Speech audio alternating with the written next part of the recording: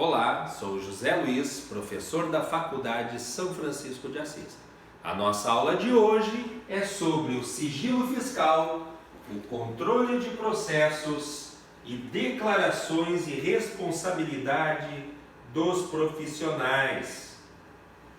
Em relação ao sigilo fiscal, de acordo com o artigo 1043 do Regulamento do Imposto de Renda, sem prejuízo do disposto na legislação criminal, é vedada a divulgação por parte da Fazenda Pública ou de seus servidores de informação obtida em razão do ofício sobre a situação econômica ou financeira do sujeito passivo ou de terceiros sobre a natureza e o estado de seus negócios ou atividades. Então, é vedada a divulgação por parte da Fazenda Pública e de seus servidores de qualquer informação que foi obtida em razão do ofício, isso é, em razão da fiscalização. Conforme dispõe o parágrafo 1º do artigo 1043 do Regulamento do Imposto de Renda, ficam excetuados do disposto nesse artigo, ou seja, não há sigilo, nos seguintes casos. Inciso 1º, a requisição de autoridade judiciária no interesse da justiça. Inciso 2º, as solicitações de autoridades administrativas no interesse da administração pública, desde que seja comprovada a instauração regular de processo administrativo no órgão ou na entidade, com o objetivo de investigar o sujeito passivo a que se refere a informação, por prática de infração administrativa. Os encaminhamentos em resposta às ordens judiciais de quebra ou de transferência de sigilo deverão ser sempre que determinado em meio informático e apresentados em arquivos que possibilitem a migração de informações para os autos do processo sem que haja necessidade de redigitação, pois aí poderia incorrer num erro humano, né?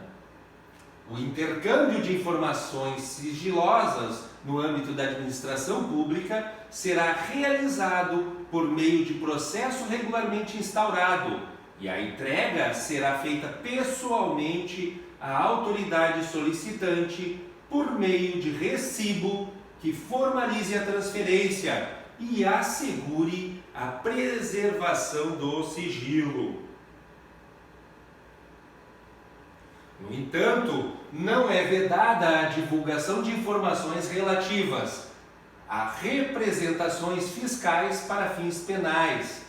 inscrições na dívida ativa da Fazenda Pública e, finalmente, parcelamento ou moratória. Esses 3 casos não é vedada a divulgação das informações.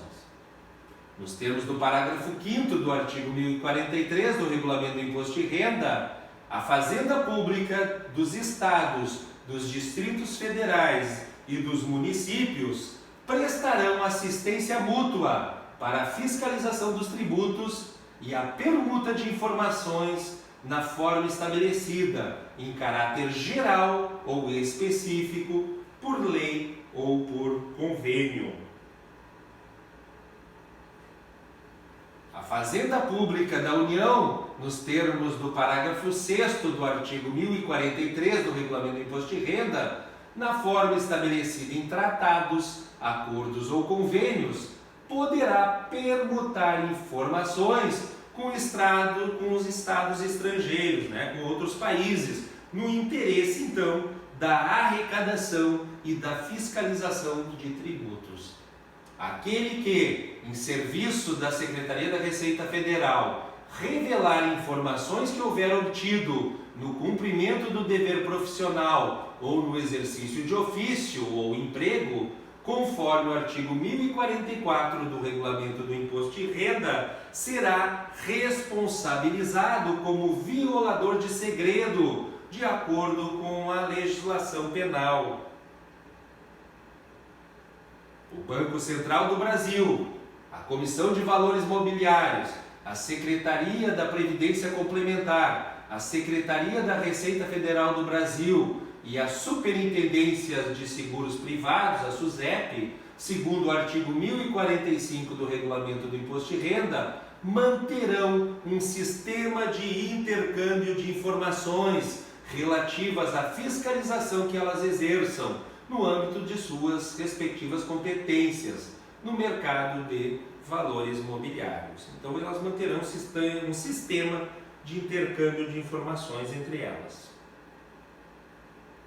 Além disso, nos termos do artigo 1046 do Regulamento do Imposto de Renda, a Receita Federal conservará os dados fiscais dos contribuintes pelo prazo mínimo de 5 anos, contados do início do exercício seguinte ao da declaração de renda ou a do pagamento do tributo. Então, o prazo em que serão conservados documentos pela Receita Federal serão de 5 anos, contados do início do exercício seguinte ao da entrega da declaração de renda ou do pagamento do tributo.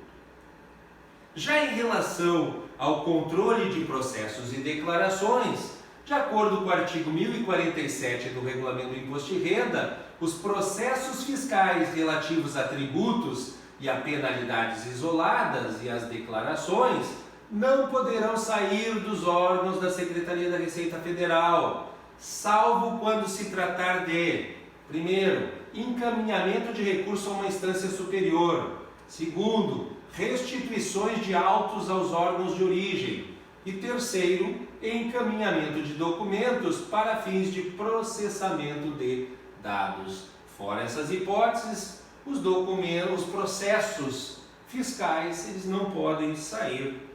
da Secretaria da Receita Federal. Nos casos a que se referem o item 1 e 2, deverá ficar cópia autenticada dos documentos essenciais da repartição. Além disso, é facultado o fornecimento de cópia do processo ao sujeito passivo ou ao seu mandatário. Então, o sujeito passivo ou seu mandatário acaba recebendo uma cópia. O processo administrativo correspondente à inscrição de dívida ativa, à execução fiscal ou à ação proposta contra a Fazenda Pública, nos termos do parágrafo 3º do artigo 1047 do Regulamento do Imposto de Renda, será mantido na repartição competente, dele se extraindo as cópias autenticadas ou certidões que forem requeridas pelas partes ou requisitadas pelo juiz ou ainda requisitadas pelo Ministério Público. Contudo, mediante requisição do juiz da repartição competente, com dia e hora previamente marcados, poderá o processo administrativo ser exibido em sede de juízo pelo funcionário para esse fim designado, lavrando o serventuário termo da ocorrência, com indicação, se for o caso, das peças a serem transladadas. Já em relação à responsabilidade dos profissionais, de acordo com o artigo 1048 do Regulamento do Imposto de Renda, o balanço patrimonial, a demonstração do resultado do período e de apuração, os extratos, as discriminações de contas ou lançamentos e demais documentos de contabilidade, elas deverão ser assinados por bacharéis em ciências contábeis, por atuários, peritos contadores, guarda-livros ou técnicos em contabilidade legalmente registrados no Conselho de Contabilidade, com indicação do número de registro do contador. Os profissionais de que trata esse artigo, no âmbito de sua atuação e no que se referir à parte técnica, serão responsabilizados juntamente com o contribuinte por qualquer falsidade de documentos que assinarem e pelas irregularidades de escrituração praticadas no sentido de fraudar o imposto de renda. De acordo com o parágrafo 2º do artigo 1048 do Regulamento do Imposto de Renda, desde que legalmente habilitados para o exercício profissional, os titulares, sócios ou acionistas ou ainda diretores, eles podem assinar os documentos referidos nesses artigos, isto é, eles podem assinar as demonstrações contábeis. Verificada a falsidade do balanço ou qualquer outro documento de contabilidade e da escrita dos contribuintes, o profissional que houver assinado tais documentos será, nos termos do artigo 1049 do Regulamento do Imposto de Renda, declarados pelos inspetores da Secretaria da Receita Federal do Brasil e do Ministério da Fazenda, independentemente de ação criminal, eles serão declarados sem idoneidade para assinar a qualquer outro documento ou peça contábeis, sujeito à apreciação da Secretaria da Receita Federal. Então, o profissional que assina qualquer documento que for constatado a falsidade, ele é declarado sem idoneidade para assinar mais qualquer documento contábil que seja sujeito à apreciação da Receita Federal do Brasil. Do ato, então, do delegado do inspetor da Secretaria da Receita Federal declaratório dessa falta de idoneidade do contador, a que se refere esse artigo, cabe recurso no prazo de 20 dias para o superintendente da Secretaria. Além disso, nos termos do artigo 1050 do Regulamento do Imposto de Renda, ficam dispensadas da exigência de que trata o 1048 as pessoas jurídicas domiciliadas em localidades onde não houver profissional devidamente habilitado. Então, se na localidade onde estiver sediada a empresa não tiver nenhum contador, nenhum atuário, nenhum técnico de contabilidade, enfim, nenhum profissional de contabilidade legalmente habilitado, ele pode pegar qualquer outra pessoa, somente nesses casos, de acordo com o artigo 1050. Bom, essa foi a nossa aula de hoje. Obrigado a todos e até a nossa próxima aula.